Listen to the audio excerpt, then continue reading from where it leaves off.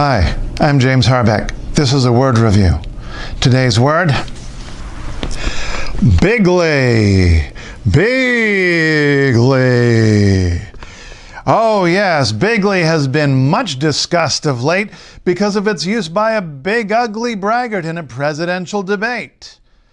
Actually, Trump said big league. A spectrogram analysis confirms that. But never mind.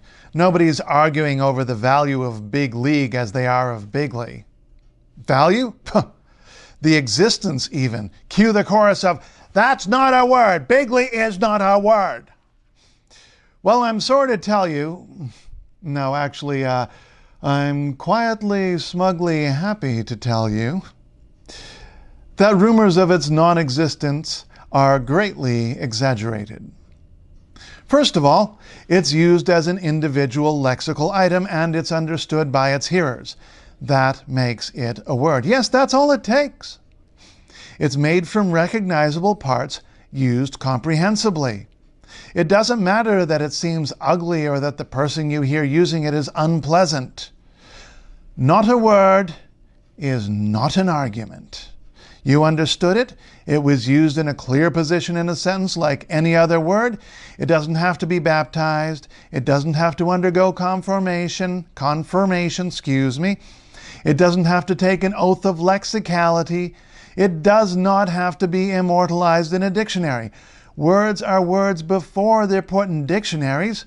The lexicographers don't invent them. Anyway, bigly is in the dictionary. The dictionary? There are quite a lot of dictionaries out there, and bigly is in several of them. It's been in the language for more than 600 years. Do you find bigly ugly? You don't have to use it. Do you find it intolerable to hear other people using it? You know what this is? This is the world's smallest violin, and it's playing a sad song just for you. Aw, have to hear a word that you don't like. Do you object that we already have a word that will do? Greatly?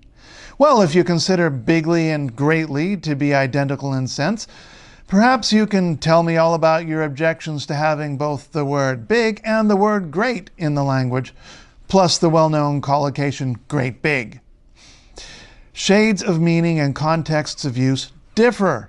English is not a primary color language. It's not a 256 shades language. English is a millions of colors language.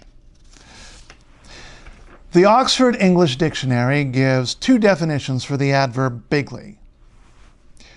With great force, firmly, violently, also, stoutly, strongly.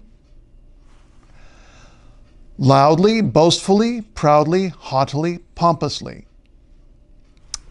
We have to admit that bigly suits Donald Trump quite well. He does many things bigly, but I wouldn't say he does them greatly. Oxford gives nice illustrative quotations. Here are a few.